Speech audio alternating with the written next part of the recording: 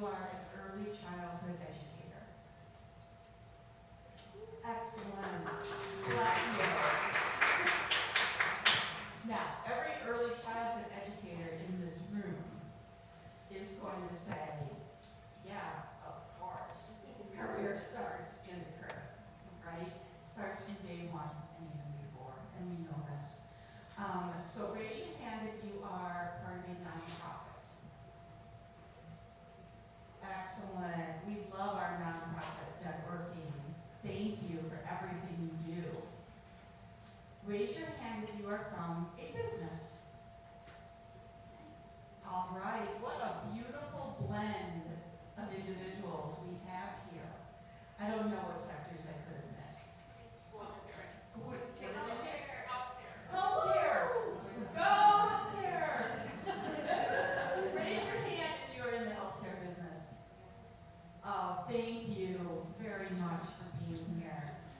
When you think about it this way, right, and we've used the phrase before of, it takes a village to raise a child.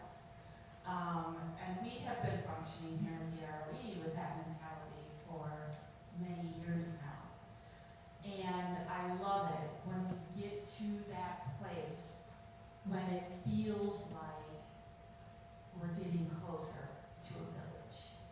And whether you have actively engaged in any early childhood initiative or not, I want to say you took the first step because you're here today and you want to hear what's going on and you want to be part of careers starting in the crib. And how wonderful that is that we have gotten to this place. So today, I have a few opening remarks here, and then I will cover the state of kindergarten readiness in the county, and then we have several individuals speaking today on different components of early childhood work that does interact with and connect with business sector, economic development,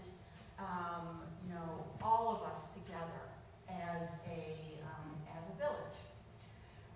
We also do have time for you to work at your tables to be able to just do some brainstorming. We're really hoping that what you see and hear is going to be inspirational, even if numbers you see are like, okay, we're not where we should be yet for kindergarten readiness. That's okay, because we are going to be inspired to move us further. Let's see here. So a little bit of housekeeping before we move on. If you're not familiar with the building, if you go out this door to your right, that's your immediate exit. If you go out this door to the left, down the hall, that's where your restroom is. Hopefully we've provided enough food for you, but if you really want to hit the vending machine, that's down there too. Just let us know if you need anything while you're here. You may not be able to do much for the temperature. This is probably what it's going to be. But if you can't hear, just let us know, raise a hand. We're not taking a formal break, so whatever comfort break you need during our time together, please feel free. So you can see what we're going to cover.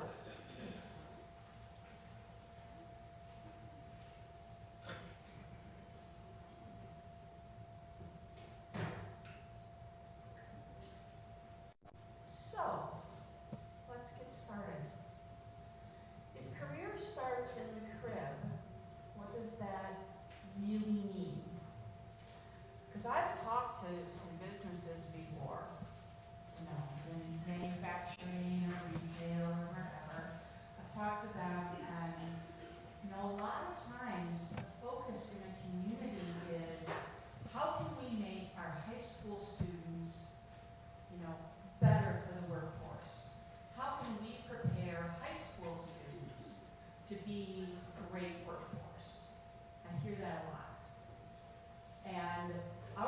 suggestion is, if you want a great local workforce, you have to start from day one.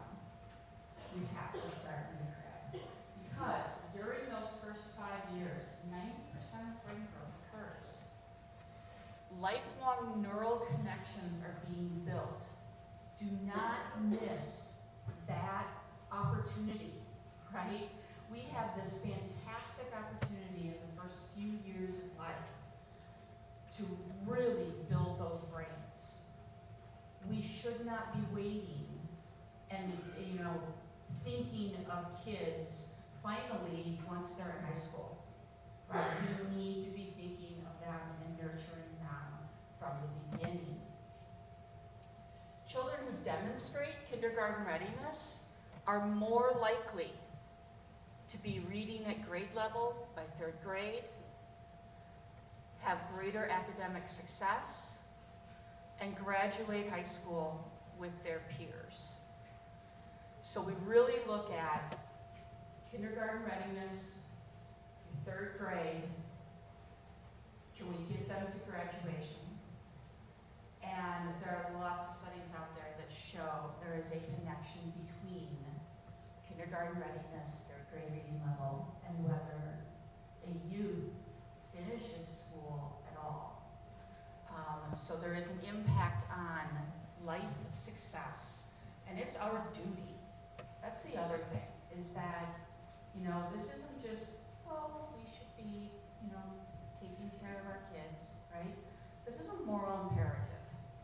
This is a duty for us to do the very best we can for every child born in DeKalb County and every child that moves into DeKalb County. They become part of the village too. So we talk about kindergarten readiness. And so we have this acronym, KIDS. First of all, I know every sector has their own acronyms. The education sector, full of them. Just stop me or make a note, or any of the speakers, if we are using an acronym or jargon that is very education sector based, and you don't know what it is. Okay, so we just gotta speak the same language, and sometimes we forget and we speak in jargon. Okay, so you just let us know. So this first acronym here, KIDS, it's the Kindergarten Individual Development Survey. It is often called the KIDS assessment. I really try to not use the term assessment with it because it makes it sound like we're sitting a kindergartner down and show me what you can do. And that's not what it is. It's an observational tool. It is mandated in all elementary schools. It has been since 2017. Yeah. And it is an observational tool that a kindergarten teacher takes note of a long list of skills within the first 40 days of kindergarten. Kindergarten teachers and principals must be trained on using the tool. And we can look at opportunities for ongoing training as well. There are 3 main buckets in the KIDS tool, which is social and emotional, language and literacy, and math. The data can also be disaggregated out by those population groups. The ROE, because I'm not in the classroom, so I cannot get individual data on a student. So the ROE does not receive specific student level data. We don't even receive classroom data. Okay? So realize that in some of the things I'm sharing regarding this tool, I can't get specific enough. If you ask me, well, how did so-and-so's classroom do? First of all, I wouldn't share. And secondly, I can't. I haven't been given that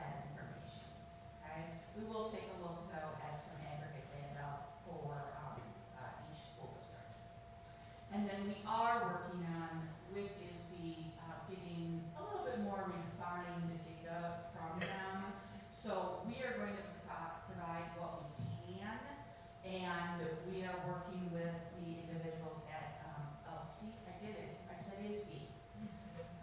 ISB is the Illinois State Board of Education.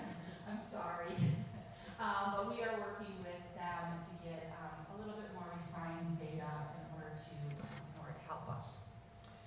But this is what I've been saying about the kids' tool for years. First of all, it is not any type of judgment on the school district. It is not a judgment of that kindergarten teacher.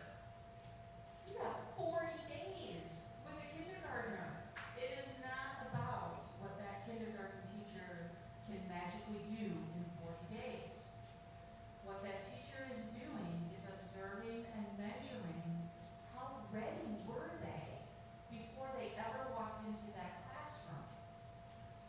And so whose responsibility is it to get them ready? That needs to be all of us. So if we are seeing that our children are not ready enough for school, and not enough of them are ready for school, then this is our grade book, right? This is our score as a community on whether we are properly supporting early learning in the community. So think of it that way. Please don't think of it as, well, that school district didn't get, their children ready enough in 40 days. That's not what this is about. This is about, we as a community, we have 5 years. We have 5 years as a community to get our children ready before they ever walk into the kindergarten classroom. So let's take that duty and that moral imperative pretty seriously. So the general state of kindergarten readiness, we do have the numbers from Illinois. So 30% of kindergartners demonstrate readiness. And there's a lot of details in here on the different buckets of SEL or language literacy and math. But in general, the big picture, okay? 30% have been deemed as demonstrating readiness across the state. 30%. And you can look at that and go, oh, boy, this state's in bad trouble. Well, look at our county numbers. We're at 33. Can we do better? Anyone? Let me hear. Can we do better? Yeah. All right. Let's figure out how to do this. Okay. So that's very big picture. We are then going to take a look here at, this is by school district. This is the percent of kindergartners demonstrating readiness. Oh, and I should say, all of this data is from the school year 22-23. Okay, that's the latest we have. We don't have this past school years yet. Now, lots of questions come up regarding this data. Okay, like what's in the water in Indian Creek? Okay. Right? So, and oh my goodness, Weekly, Big Rock. Whoo! Are you like not doing anything? Right?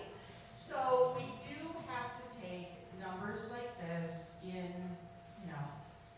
take this within context. Okay?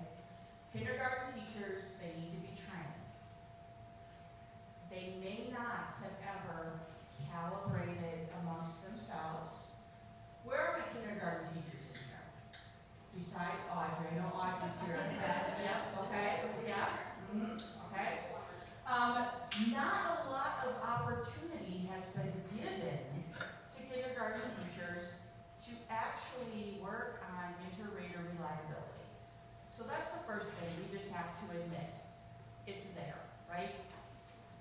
We also have to take a look at all the other factors, the variations. We cannot pinpoint why we get the readiness score we do in one district and a different one in another, okay? We just have to be looking at it as, I mean, quite frankly, almost all of our districts could use some more community support, right? So if we just focus on that. This is not a competition.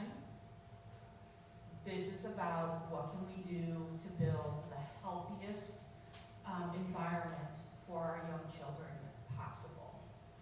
But when we look at that, we do, when we're looking at programming, when we're looking at where should we be putting resources, who should we be helping, who could need a little boost.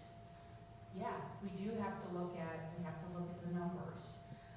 So if you're interested in, your own school district, where you live, or where your kids go to school, again, this is the way high, big picture on that.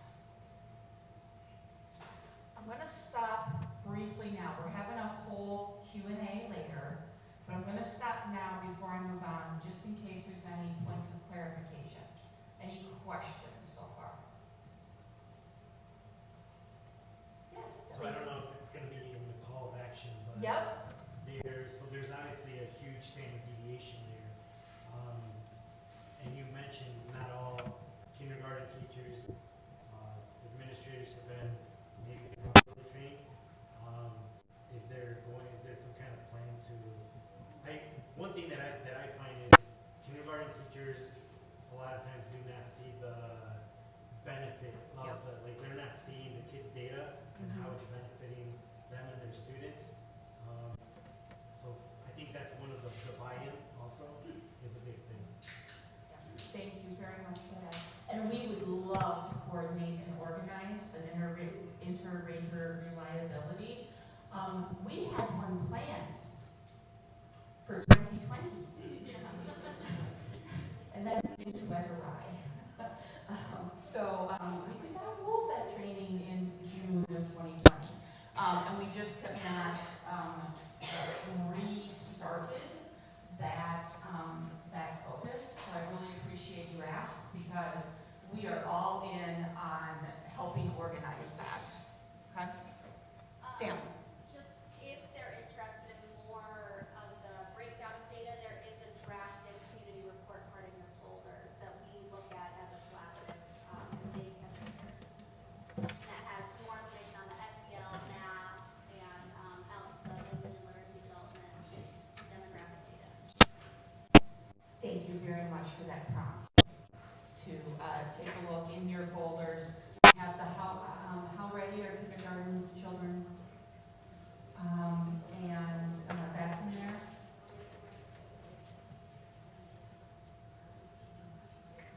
For clarification, There was a question. Yes, go ahead.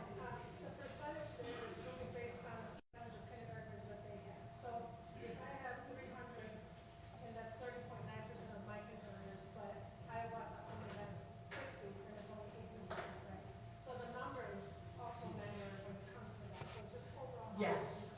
At the beginning of the kindergarten. I just want to make sure that. Yep, absolutely. We have a very diverse county, ranging from over 7,000 students in one school district to 700 students in another school district. So the complexities that kind of come with the different size of student population is another factor. Thank you very much. I saw another hand. Yes. Just wondering, with the slide before this, when it said 40, no, the one before that, I'm sorry. Yeah, the 40 days, they have to do it within the first 40 days. So is there one teacher has to do this for all of the kids within the 40 days? Yes. Yeah. Do you get any assistance in doing it? Sometimes we get some videos or something.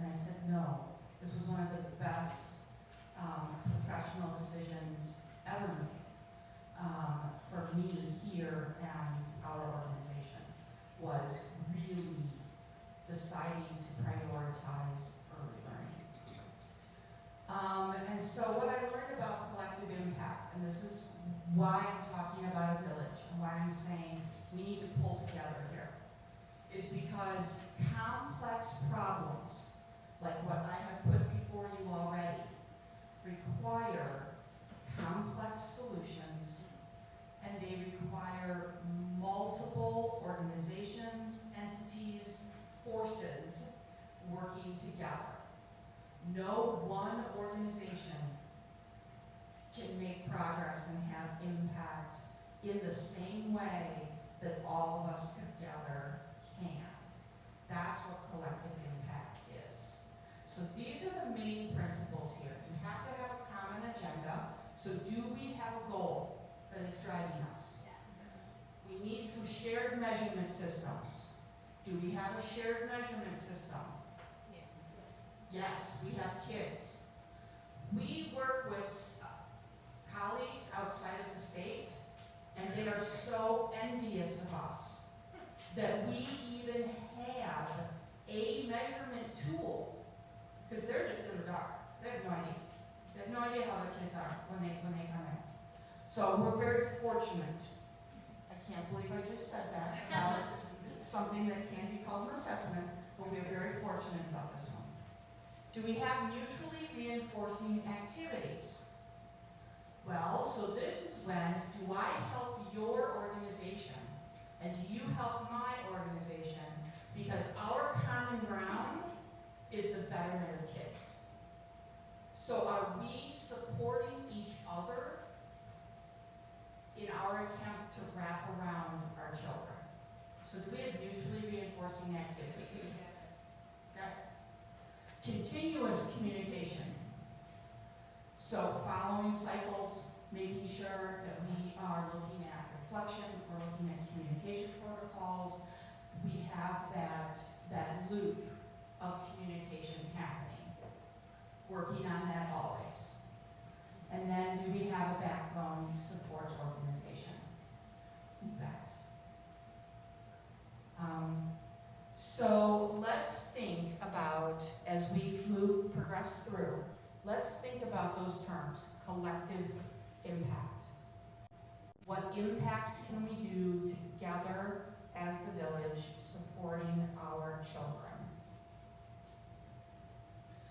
And with that, I'm going to transition to Beth Prestegard, because several years ago, when we developed the DeKalb County Collaborative for Young Children, and whatever we called it way back then, okay, it has now become this. And Beth is currently our chair, and she will give us some information about DCCYC.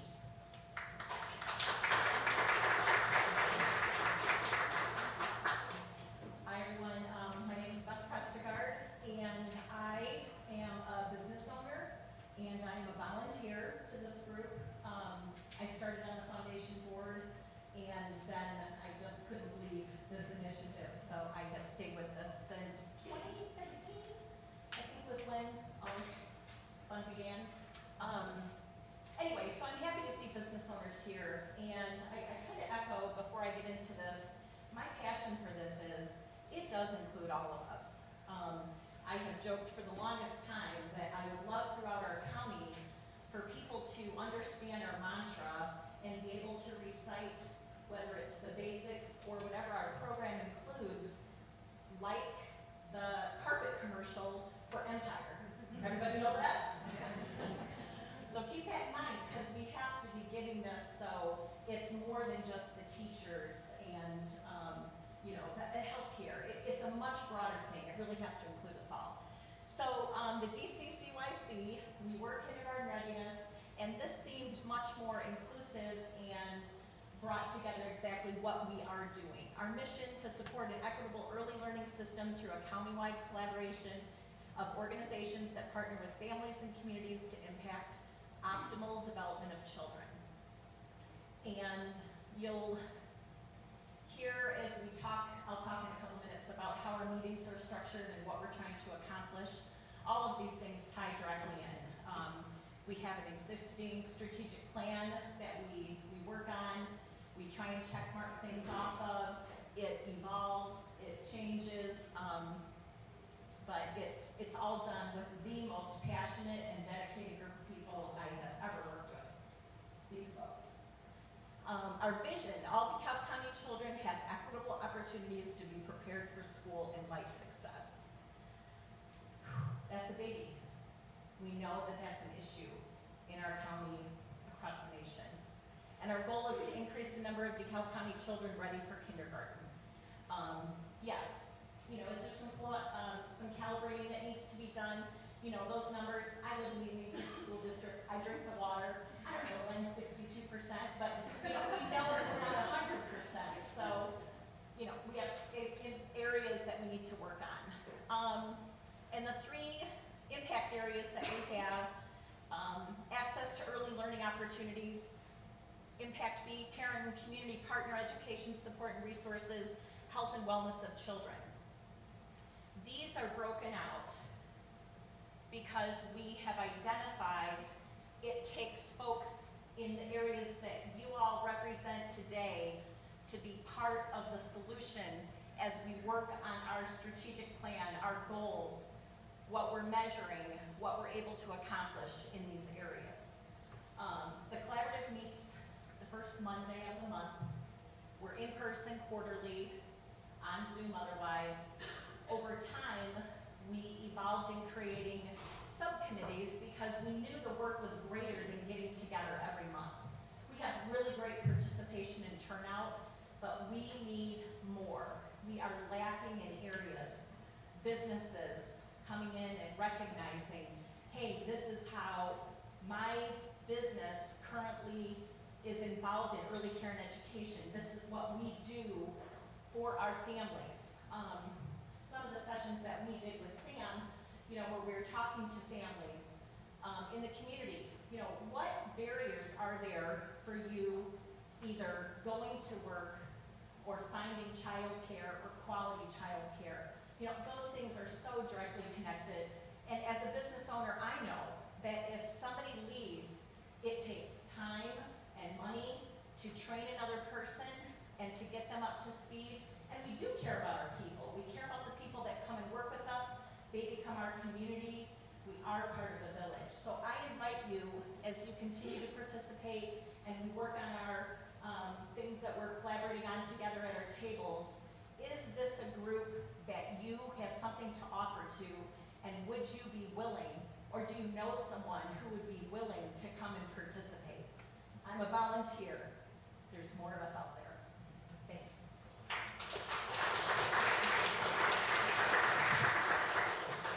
Thank you, Beth. I'm Samantha McDavid, and I'm the coordinator of early learning programs for the DeKalb County Regional Office of Education. And I coordinate the collaborative and work collaboratively with Beth to set our agendas and facilitate our meetings and run some of our partner committees. So this is the structure that we have kind of come up with. We are a flat structure, but we have a steering committee that meets monthly, as Beth said. We're always looking for new voices. And then we have some partner committees that have either existed previous to the collaborative that have kind of pushed in because our goals align, or that have come out of our work. And so we are always, again, looking for new voices on those. We're going to highlight today some of these partner committee initiatives and work that's being done that really, we believe, have a great impact on our current workforce, such as parents, families, early childhood educators, and also on our future workforce, our youngest learners in the county. So at this time, I'm going to invite my fellow presenters, because we are going to move quickly and transition quickly to get a lot of information to you. So we're going to be up here ready to just cycle through. So let's get started. So we're going to start with community and school alignment. And this area of work really focuses on aligning early childhood education care from birth to 3rd grade. Early childhood really goes through age 8, and so that is part of the reason we changed our focus from kindergarten readiness solely to collaborative for young children. And so we're working to better support families and young children to be ready for school and life success by aligning the work that's happening from within the family, within child care settings, within school districts, pre-Ks, faith-based communities, home visiting. All of these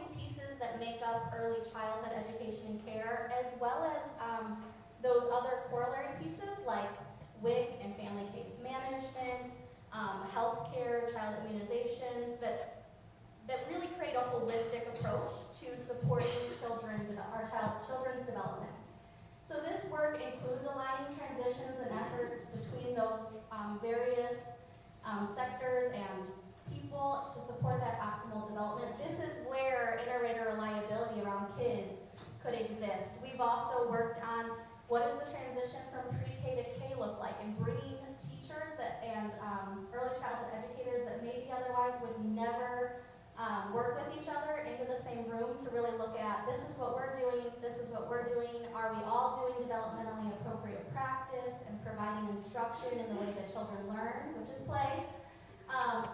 And this is what the impact is on the workforce. There is an early childhood education and care workforce shortage. There's another sheet behind your community report card that gives an overview of some of the numbers in our county, and it paints somewhat of a stark portrait when you see that there's potentially over 5,000 children under the age of 5 that don't have a seat in childcare or preschool.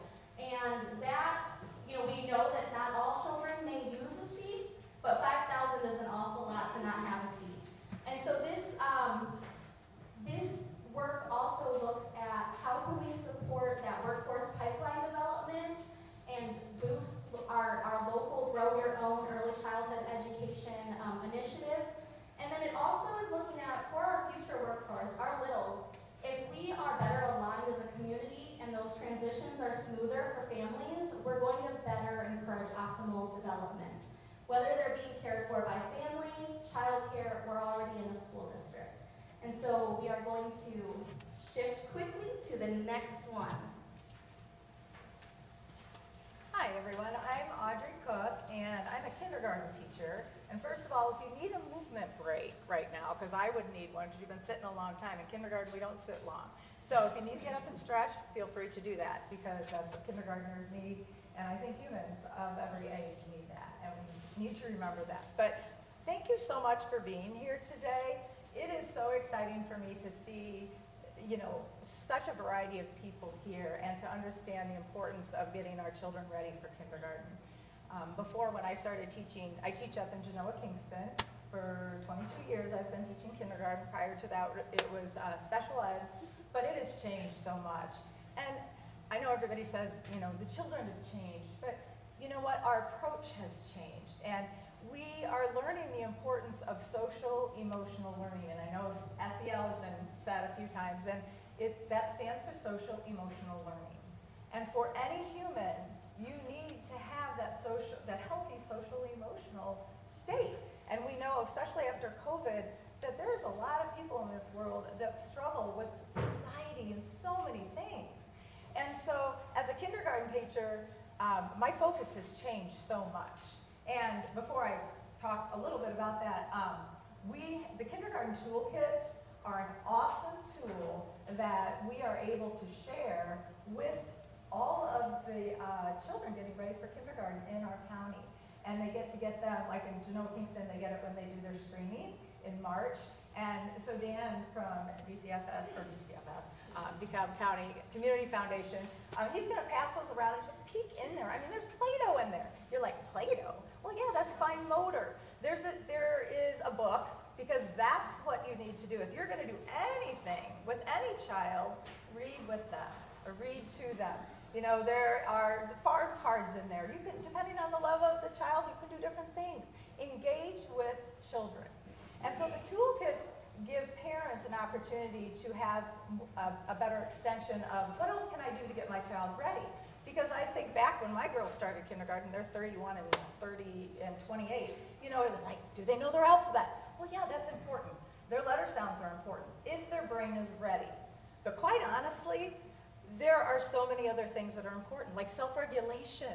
In my kindergarten room now, before COVID, I had a calming area. We call it different things depending on our theme, a recharging area. Some kids cannot sit and listen to me talk to them. And so if they need a break, they need a break. And we have to meet kids where they're at.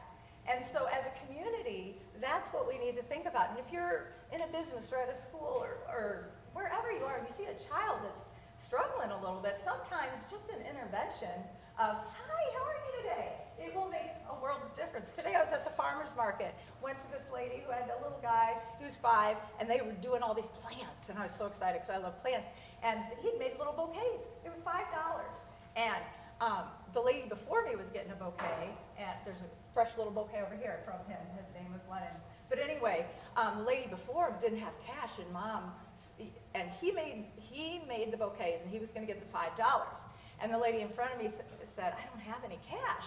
And so the mom, being as sweet as she is, oh, you can Venmo me. Well, that put my little friend, who I didn't know, over the edge, because that was his $5, and that's the only thing he was going to take. So I go over and I said, boy, I really love this. This bouquet is so beautiful. I said, you know what? I've got a 5 and I've got 5 singles. What would you rather have? So he's in the middle of this pit, but mom is getting nowhere with him. But if I wouldn't have had the courage to go up and say, hey buddy, you know, it made all the work. He was all on cloud 9. He was all feeling confident about what he had done. But that's where we can come, that's where all of you can come into play. I know sometimes we think, oh, we can't talk to strangers, but children need us. They need interactions. And I'm sorry, the whole electronic thing, you know, it just breaks my heart, because you have so many opportunities to talk about everything around them.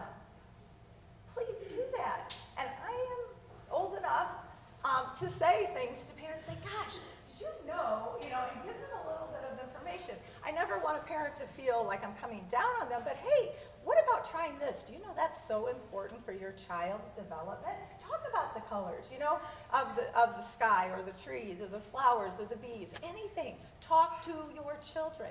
So anyway, the toolkits give parents, back to this already. I love what I do, and I love children, and I knew I would do this.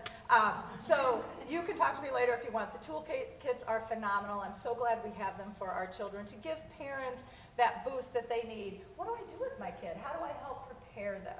But it's important to, wherever that child is at, meet them at their level, and don't make them feel bad for not being where you expect them to be. They are where they are.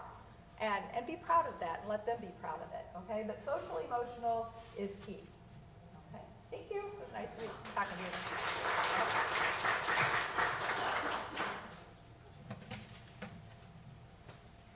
Hello, everyone.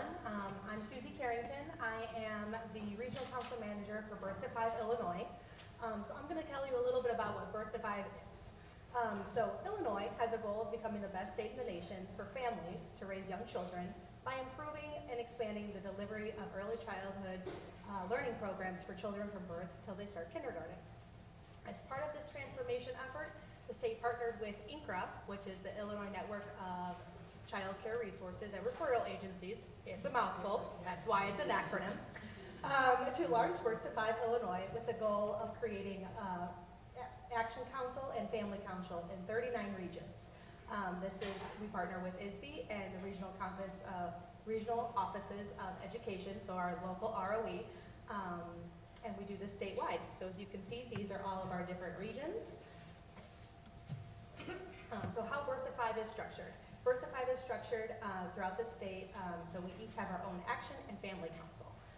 So what our Action Council is made up of, it's made up of people like you. It's comprised but not limited to local collaborations, community leaders, advocates, local providers, and staff who are looking to identify gaps in early learning childhood needs. Our Family Council is comprised of families from each region who have a child under the age of 8.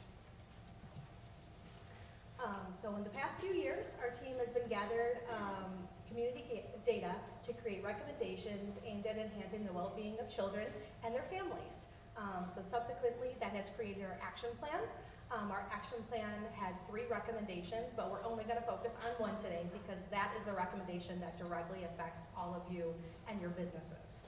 So our recommendation number 1 was to support ongoing regional alignment of ECEC birth to 3rd grade and support ongoing regional efforts to increase the workforce.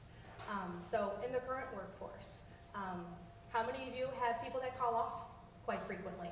and you have teachers that are not there, or you have your employees that are not there. A lot of times it is because they do not have high quality, reliable childcare. So that directly affects your workforce shortage. For the future workforce, 80 to 90% of children under the age of 5 do not have access to high quality early childhood learning opportunities, which will lead to gaps in school and life readiness. So looking forward, what are we working on now? Our next steps are to compile 2 surveys. One will be administered to ECEC to see if they are willing to host high school students for an apprenticeship. Our next one is going to be for professional development needs around social and emotional development and behavioral health for ECEC educators, and making sure that they're getting the professional development that they need. So we are also looking to recruiting for our action and family councils. So there's 2 QR codes up here, they're cute little dinosaur. If you are interested in joining our action or our family council, there's a QR code for our interest form. And then there's also one for our Facebook page, so you can keep up with what we're doing in our community. And there's also some more information about Birth to 5 Illinois over here as well. Thank you.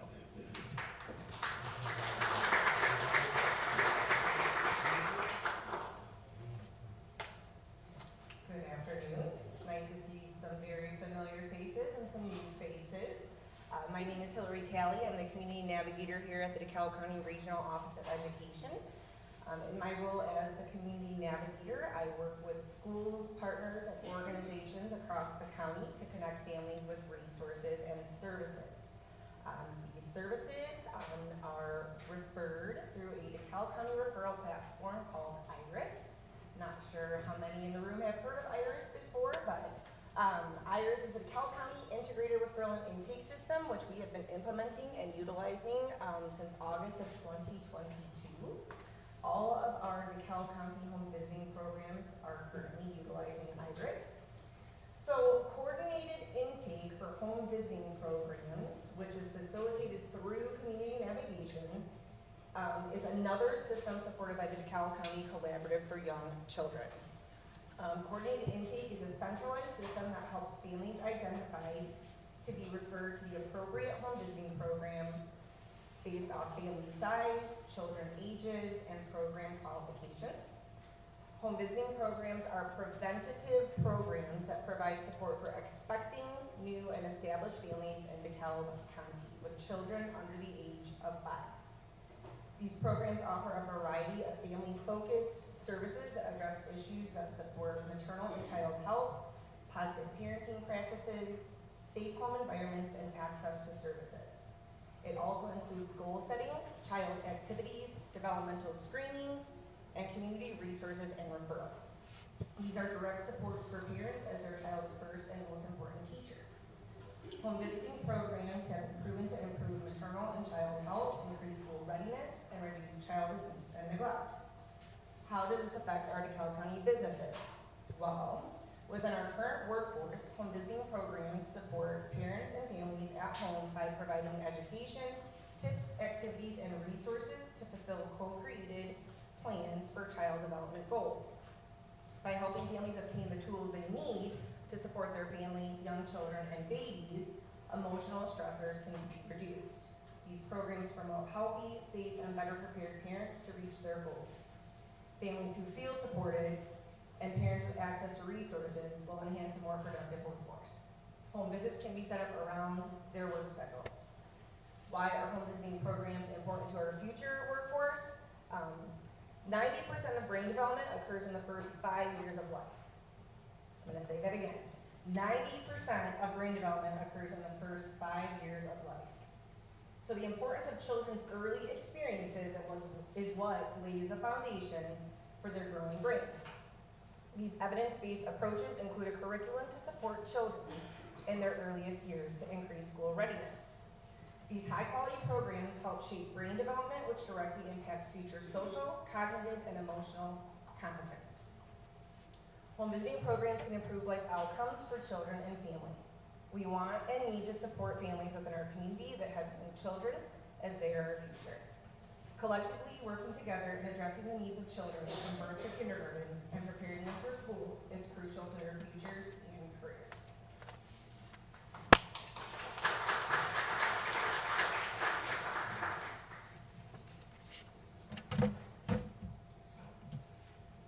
Hello, everybody. My name is Courtney Hill. I work at the Regional Office of Education. I am team lead for Basics DeKalb County. Usually when I do these presentations, I am one of the last folks, and I often feel the time crunch of my lovely colleagues who go before me and go over. However, we are like way ahead of time, so I'm gonna take my time, and I actually cut a lot of stuff out of my slides. You may hear me say some things that you don't see in there, but I'm taking every single extra minute that I get because this is a rare opportunity. Yeah, it's very exciting. I do see a lot of familiar faces. Some of this might be review for you. I do see some new faces, so this might be new for some folks too. I do just want to provide some context, get us grounded on what our initiative is, what Basics DeKalb County is. You can think of us as like an early learning initiative, a movement, and we really are trying to help every family, help every child reach their full potential and have a great start in life. We really go by that statistic that Hillary had shared previously, that 90% of brain growth happens in the first 5 years of a child's life. It truly is a short window. It's a critical window that we really want to seize and take this opportunity to positively impact every child during these early years. And we do this through a strategy. It's a public health approach that raises awareness about early childhood development, but also builds capacity throughout the community so that we can engage families around the 5 basics principles and other supports. So we put other supports in there because we know that the basics, it is evidence-based. It is what science says that kids need to experience in order to have that strong foundation for life success, but there are other supports too. I know we have mentioned like WIC and family case management, pediatric immunizations, so we really do take that whole child approach when we're talking about school and life readiness. We use a model of, if you've never heard it, that's okay, it's called socio-ecological saturation. So what we do is we work within and across sectors to embed the basics principles into organizations, into businesses, to really truly just saturate families that no matter where they're at in DeKalb County, they're going to experience the basics, hear about the basics, be reinforced for using the basics, doing the basics. I do have before I put in a different slide. Okay, so we'll talk about socio-ecological saturation in a second. I am going to give a little very quick background about the basics. We did not create the basics. This is Dr. Ferguson, who's at Harvard University, and he created the basics. He is our founder. The basics started in Boston. I actually think this is so appropriate for this whole kindergarten readiness forum. We really wanted to focus on how we can engage businesses around early child development and really talking about how our workforce starts in the crib. And it's so amazing because Dr. Ferguson actually is not by nature an early childhood professional. He's actually an MIT trained economist. So he worked, yeah, it's crazy. He worked at a state and local level, really trying to bolster and support workforces at a state and a local level. And this was, like 40 years ago when he first started. I think he's in his 70s, so yeah, give or take 40 years ago. But as he kept doing the research and really following the science, which we've talked about here, is that they were finding in order to have a thriving workforce, it is tied to education, right? And as Amanda was saying, a lot of folks talk about high school graduation rates, college preparedness, high school preparedness. Well, the science actually says that's all linked to 3rd grade reading level. And then so he kept going backwards. He's like, this all starts, he was looking on the big scale of economic workforce development, and the science says it's actually, there's stark differences between, skill gaps between kiddos by age 2. So an MIT trained economist totally changed pretty much his whole career to focus on 0 to 5, created the basics. It started in Boston. We are very proud that we are the first community that has adopted it in Illinois. Since then, it's actually grown. You might see the basics in DuPage County, Aurora, Rockford. We were the first though, so I'm very, I wasn't even here, so it was the collaborative before I was here in the foundation and Amanda and Harley. So it is something we're very, very proud of. And so all of the science, all of the research, all of the tools, that's coming out of Harvard University. What we love about the basics is that it's tailored for your community, even tailored for your organization and your sector. So this is just a map. It's actually not updated because right now it shows that we're the only ones in Illinois. But just know that like this is, I call them our mothership, the basic things. That's our mothership. So that's where all of our information comes from. This is socio-ecological saturation. So as I was saying, this is our strategy. Like, how do we share what the 5 basics are? The 5 basics are 5 tenets, 5 principles that are fun, they're simple, they're easy, and what they do is they positively impact brain development. That's what science says, these 5 things that kids need to experience in order to have that school and that life success. I don't have time to talk about what the 5 basics are and get into that. I have tons of information on that back table, but just know that there's 5 basics, and lo and behold, they align to the 5 domains of kindergarten readiness set by the Illinois State Board of Education. So when we say we're doing the basics, we are preparing our children for kindergarten readiness, right? So how do we get that knowledge to our community? How do we get that knowledge to our families with young children? If you think of this as like a social ecology, with this image of the center here being the caregivers with young children in our community, each one of these sectors, we are all like interrelated, and what happens in our community, that's where we want the basics to be, because ultimately if we're all saying the same message, if we all care about this, if we all value this, that's where we're going to see that impact. So when we say socio-ecological saturation, we truly mean that we want to saturate the entire county to have the basics everywhere. It's going to look different across sectors. It's going to look different even within sectors. I do like an hour-long presentation talking about what this looks like in different sectors. I don't have that much time. But I just wanted to highlight today, talking about like businesses and employers, like how they can get involved, how we engage them, how we would love to engage them in the future, how maybe you could provide a connection for that. That's really what I'm going to be focusing on today. I'm just checking my time. Okay, I'm good. So, here we go.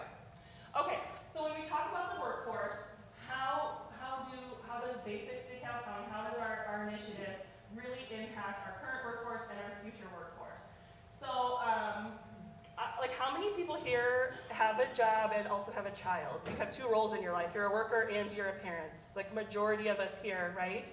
And you cannot separate those 2 things. I am not a mom and an employer or an employee. I am an employee who is also a mom. Those 2 things are not able to really separate. Like we are whole people. That is my whole identity. I am a parent and I have a job, a career that I love, right? And because most of us have these dual roles, when parents feel stressed, and parenting is stressful, it is a very stressful job, right? That carries over into the workplace whether we mean to or not. I cannot fully, when I step through that door, forget that my child just had a huge meltdown and we missed a doctor appointment, and oh my God, I have to get immunizations before my school is calling me, right? Like that just, we try to bundle these things together, but it really isn't. We are whole people, and employees have dual roles. So that stress does carry over into the workplace, and that manifests in different ways. Susie was talking about this, right? Like absences of your workforce, of your employees, staff turnover, Beth had mentioned that, and like the financial cost that comes with that when you lose employees. That's very expensive when that happens, so how can we minimize that? It can show up as health issues. It can look like interpersonal conflicts and more. So what the Basics is trying to do is we're trying to equip parents to not only teach their children how to manage their stress, the child's stress, but manage their stress as a parent because they're so connected. And you'll notice we say manage stress, not get rid of it, because that's impossible, and it is a huge skill to be able to manage your stress. So one of the basics is maximize love and manage stress. We want all parents to have the capacity to manage their stress and manage their child's stress. And with that skill, that can impact the current workforce so that there is less turnover, there is less of low productivity. There is less health issues, interpersonal conflicts. And the basics can help businesses do that and the community in general. And then our future workforce, as so many people have said, we really, like, as I said, actually, the statistic that we go off of is that 90% of brain development happens in the first 5 years of a child's life. So I had actually done some researching, and by researching I mean Googling, but I was finding the research to see, because I wanted to see what do employers say are the like top in-demand skills, and this is what I found. So the most in-demand skills that employers had said were problem solving, critical thinking, communication, time management, and social intelligence. Guess when those skills start? Day one. And guess when we have the most opportunity to bolster them, to boost them, to nurture them? In those first 5 years. When we talk about critical thinking, like how do we develop critical thinking? And that's a lot of like asking questions, asking good questions, like researching things, right? That all happens in early childhood too. One of the basics is read and discuss stories. And you'll notice when and it's really focused on early literacy. And you'll notice the discussion of read and discuss stories. You can have a discussion with your child long before they can actually speak. When you're reading with your child, you can start asking questions. What do you think is going to happen next? Why did that dog do that? Right? Those are all building critical thinking skills in the early years. And because we know that science says what happens, what experiences kids have or don't have in these early years, that's what's building that foundation to get all of these skills that employers want for their future workforce. So if you want future employers who have these skills, work with us and let's build that. Let's support families so that we can get these skills that start early on in life. Yes, they're built in during early childhood. Pardon me, I have to take it.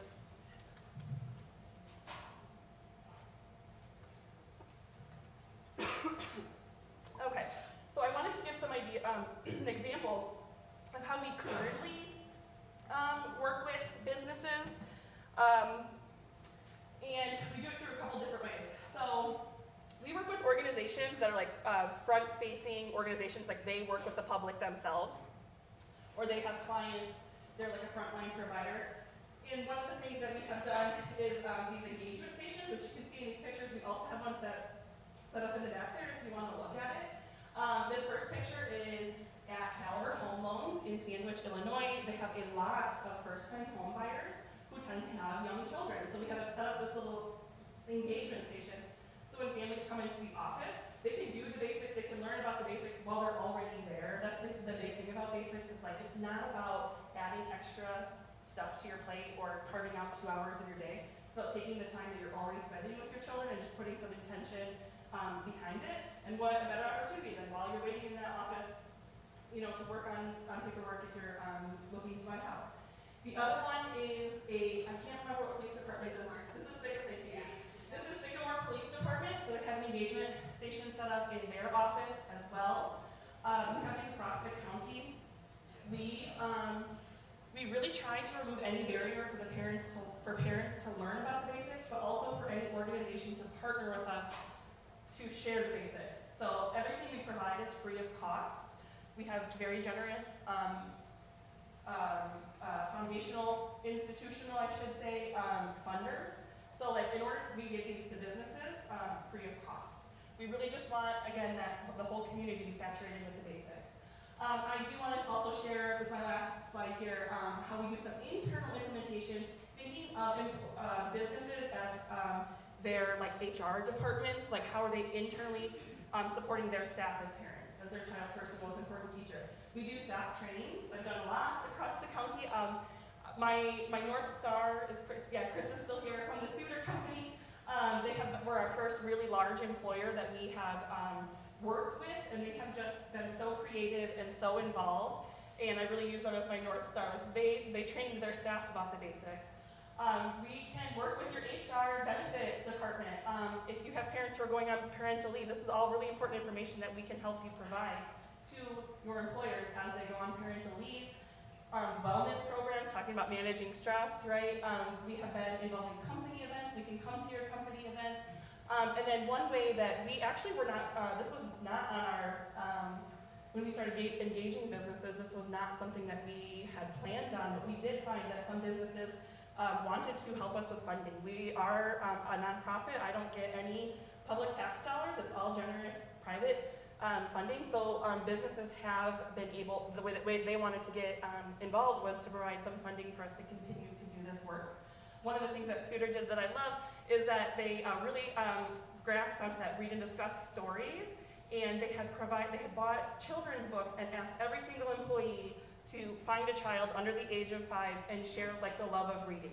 Promote read and discuss stories. If you don't have a child, that's okay. I'm sure you know someone who has a young child. So that was one way that they had done that for their employees. They had also changed some of the things that they give their staff when they go on parental leave. They give them this information. So it's a really good example of how internally businesses can embed the basics in the work that they do. That is it for my portion. Am I on time? Yes, okay, great. Thank you. But you're still stuck with me, so I'm not leaving. I am going to facilitate this next part here. This leaves us, you know what, I do want to acknowledge that what you saw here today is not comprehensive of everything the CYC, the Collaborative for Young Children, does. We have a lot of other organizations and initiatives, and we just don't have the time today to really highlight that, but I do want you to know that the health department is one of our partners, and they're doing a lot of work too. Today was just really focused around businesses, so I do want you to know there's a lot more that our collaborative does. Oh, Beth had mentioned previously that we have work groups, and one of the work groups that did come about was the business sector work group, and just really trying to engage businesses and how we do that, you know, offering like a menu of options. Not every business can be a Suter company, although we would love them to be, and that's okay though. Like, we actually work with a bakery and sandwich, and all they're able to do is like post a poster, and that's okay. Like, it's a mom and pop shop, they have 2 employees, that's okay. So we'll work within whatever capacity businesses are able to do, and this business sector group, we also meet monthly, it's one of the work groups, and we're always looking for folks to join us if this is something that you're passionate about, or you have connections, or you think you can help us. We would love to have you on that work group. You don't necessarily have to join the CYC to be on that work group, so please reach out. Would that be okay? All right. So the next portion of our forum today is a little bit of a call. It isn't a little bit. It is. It's a call to action. It is a call to action, and we want to hear from you guys. In what ways should businesses and employers engage in early childhood education and care? You just learned about a lot of the initiatives that we do here in DeKalb County with our collaborative. You can think of those as like some examples. You probably have some things, some ideas in your mind, and we want to hear about that. So at your table, if you notice, in the center of the table, that is actually chart paper. Okay, I might have to cough. Can you? Oh, yeah. In the center of your table, there is a rectangle. It's actually folded in half, chart paper, so I can make you move all your stuff. There's also some chart markers or Sharpies on your table. And we are going to ask you to open the chart paper and work as a group at your table to answer this first question. We're going to give you several minutes to do that. And then we will call you back together and have everyone put their chart paper on the wall under this big screen right here. Any questions on this first part of our call to action? How much time did we say? 7? You have 7 minutes if you would like to get started. All right, thank you. Thank you so much for doing that with us. Before you leave, I would encourage you to come and do a little bit of a gallery walk to see what everyone said. I saw a lot of similar themes over here. I haven't checked over there yet. So as someone who, in my position, I try to engage businesses, and I just wanted to give a little bit of insight that we want to work with businesses and employers so bad. I will say the hardest part is getting in the door.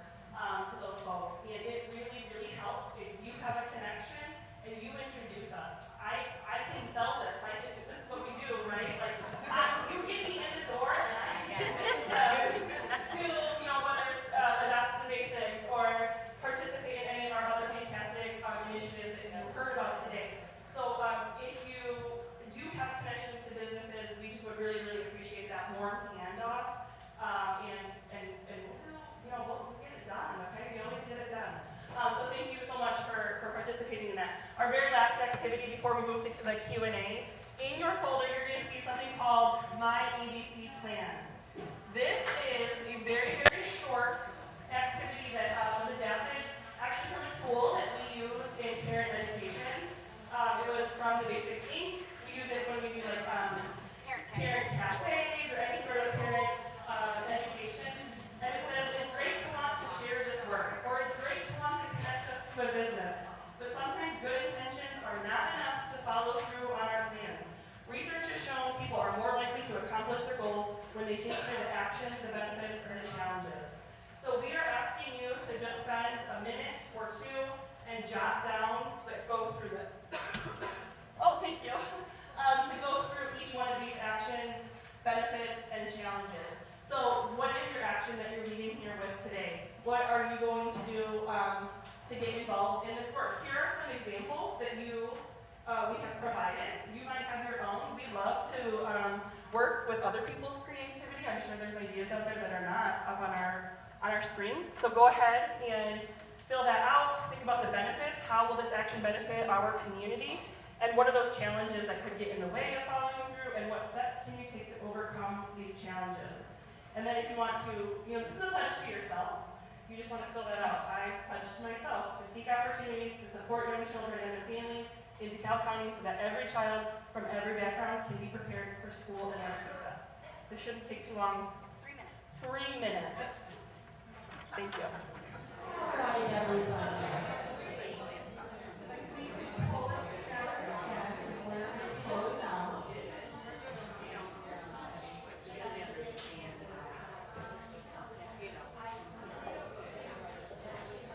So what you see on the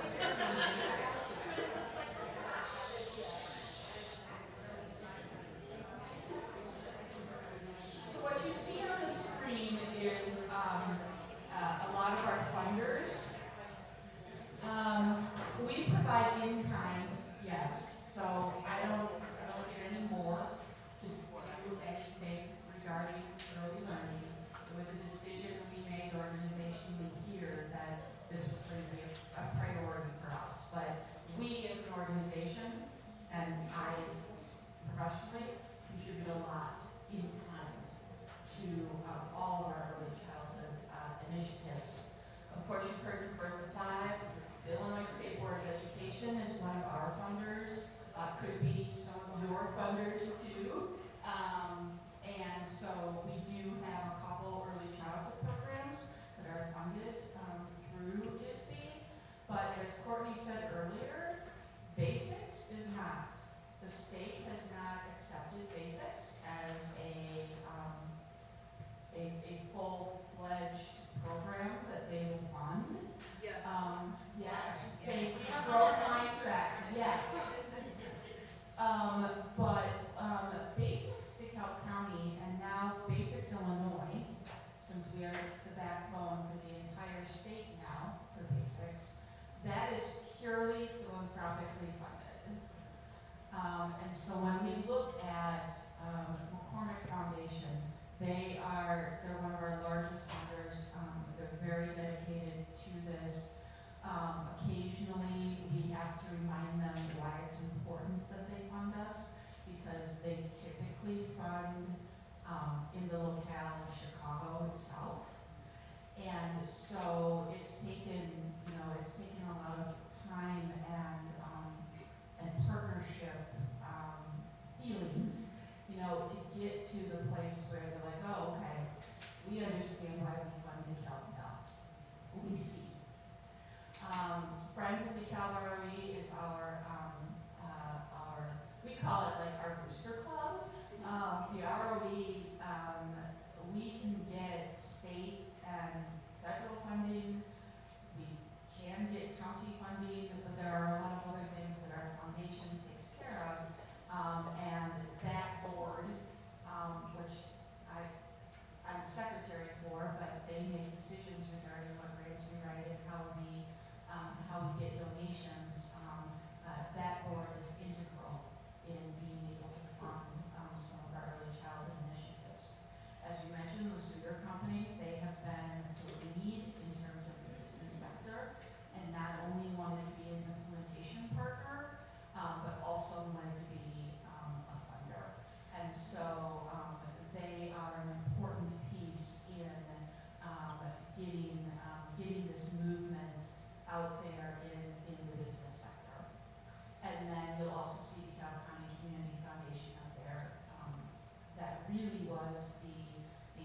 starting point, they would be the diving board, or I don't know, what? Convener? Yeah, okay.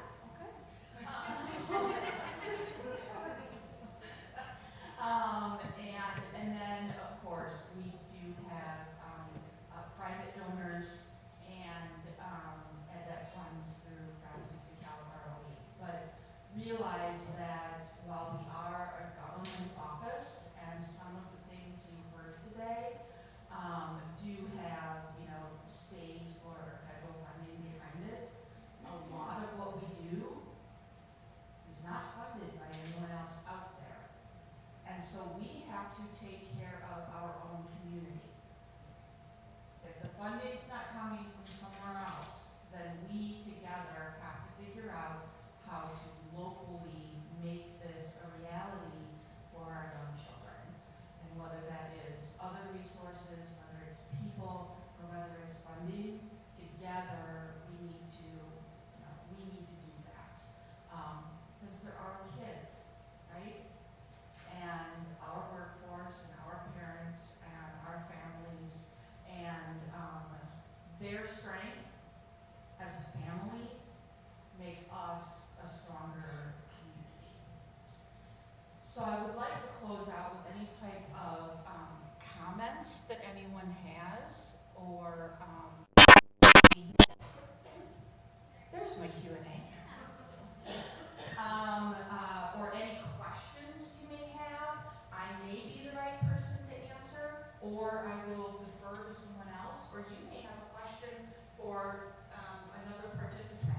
Comments, concerns, questions, we are open now. Go ahead. I have a question. If we wanted to do sort of like a soft handoff, or sort of an introduction email to businesses or other organizations we know, who should we also include on that as part of that?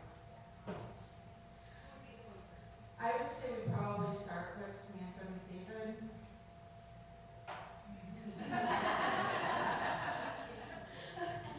I certainly have a role. A lot of my role is behind the scenes with contracts and funding and fiscal management. And then Courtney is obviously the lead of basics in particular. But if we are looking at, well, maybe it's not particularly basics, maybe it's not, just funding, I would say Samantha is the person to go to, and then we will sort out who the right person is. Okay? Or it may be her. More and more. Yep, and I will, let me go to that page again. There. Okay. Thank you for asking, and that is a fantastic idea. What else we got? We're members of 4C. I wondered is there a connection and how? Yes, so 4C, a member of 4C serves on the Collaborative for Young Children. And is there anyone here from 4C? I think Rose left. Yeah, Rose was here. We try to give all of the resources and information to families regarding CCAP in order to get subsidized childcare. And then we've also worked with 4C on a number of other issues, or a number of other initiatives, I should say, not issues, for home visiting in the past, and Coordinated intake. coordinated intake. Thank you. Yeah, so we do have partnerships with 4C, and Rose had to leave, but she was here. Yes. What was the month the time that you guys meet? We meet as a steering committee. CYC meets the first Monday of every month Unless it's a holiday. at 3 o'clock. And we do it by Zoom, except for quarterly. Now we get together in person. And our business sector subcommittee is the Wednesday after the meeting. I think or we have to let another time. Usually 12:30ish. Yep. 1:30.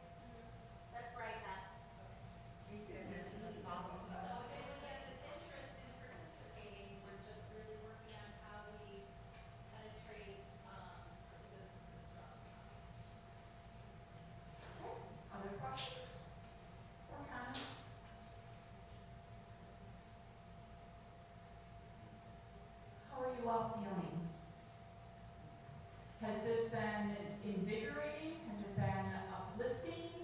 Or are you suddenly crushed under the weight of responsibility? Where are you? What are some thoughts? Encouraged, I heard. Empowered, I heard. Right? This is within our power. It's not anyone else's. It's not anyone else's. This is us in our community taking care of what we should be taking care of. Any other thoughts?